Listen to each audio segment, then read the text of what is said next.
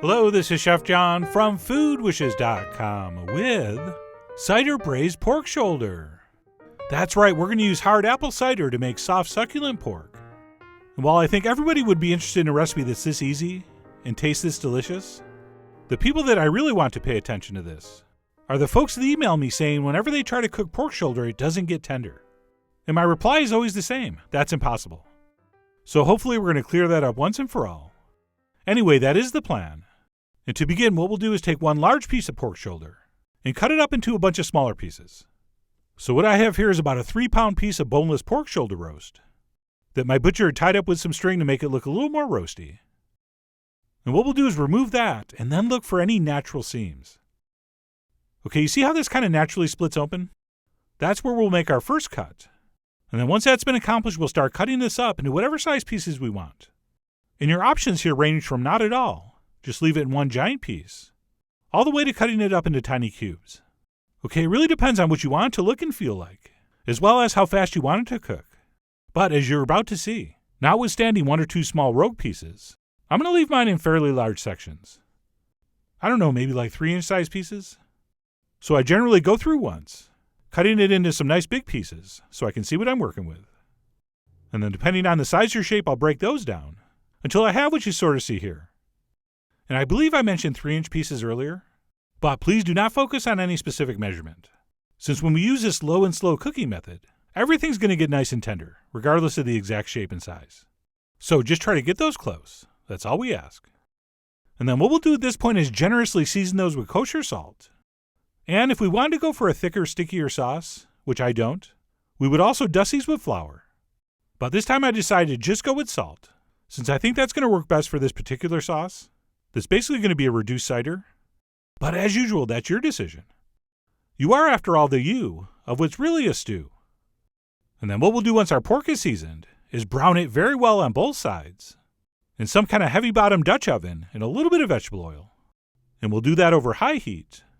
And please do not rush this step.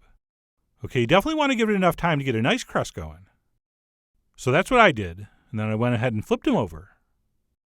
And then next on the itinerary, once these are nicely brown, we'll remove those to a bowl to rest, while we proceed to sweat some onions in these beautiful, beautiful meat drippings.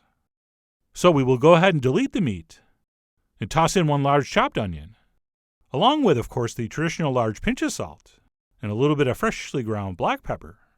And we'll give those a stir, and cook them for maybe 3 or 4 minutes, or until they start to turn translucent. Oh, and we should also reduce our heat to medium.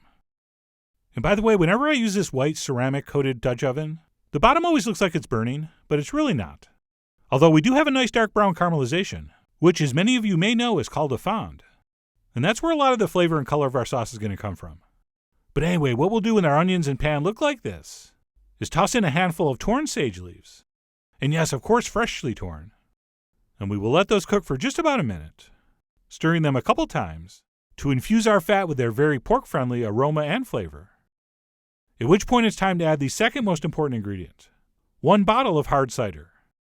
And yes, of course you can use alcohol-free cider in this, but those generally tend to be sweeter, so if you can, try to use the real stuff, preferably from France.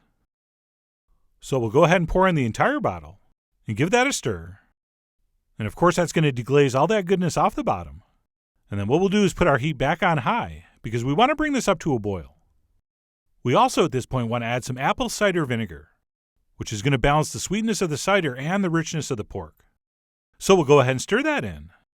And then once that's been accomplished, we can reduce our heat to low and add our pieces of brown pork shoulder back in. And no, you can't substitute pork loin for this. I can't even believe you asked. It is way too lean to braise in cider, even though technically this is stewing. But cider-braised pork sounds better. So we'll go ahead and add our meat back in, along with, of course, any accumulated juices. If you throw those away, we can't be friends. And then what we'll do is place on the lid and let this simmer on low for 1 hour. And it's never a bad idea to peek once in a while to make sure this is not simmering too hard. All right, we want a gentle simmer. Just some little bubbles here and there. So that's looking good. And like I said, we will cook that for 1 hour, at which point it's definitely not done. Okay, all we're going to do at this point is take off the lid and flip everything over. And then once we've done that, we'll put the lid back on and continue simmering covered on low for another hour to 2 hours, or until our meat is fork tender.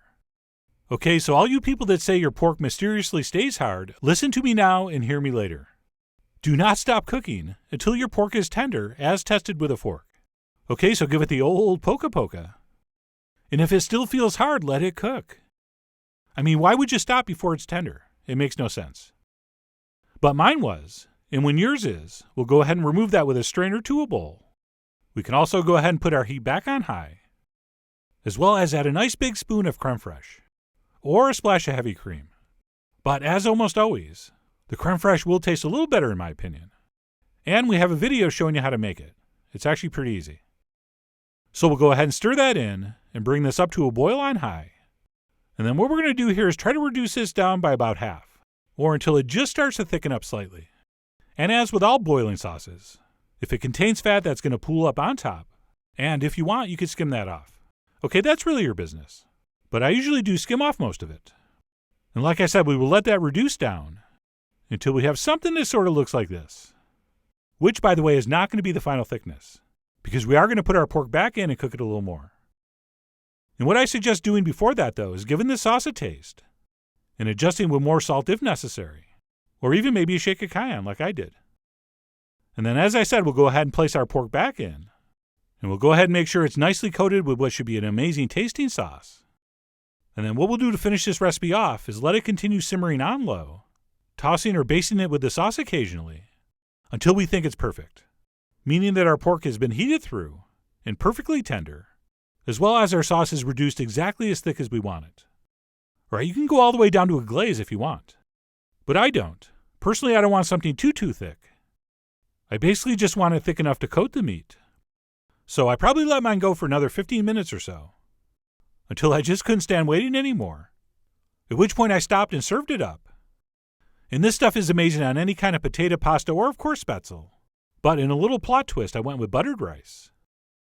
And of course, we're going to spoon over plenty of that ridiculously delicious sauce. And then to finish up, I top mine with an extra spoon of creme fraiche, as well as some freshly snipped chives. And that's it. What I'm calling cider-braised pork shoulder is done. Yes, of course it took some time, but that's why it tastes so good. And the combination of that rich, succulent, sticky meat, cloaked in that slightly sweet, slightly tart cider reduction, is just beyond description. Just an absolutely stunning combination. And again, the key here, do not stop cooking until your pork is tender like this. Okay, we don't want it totally falling apart.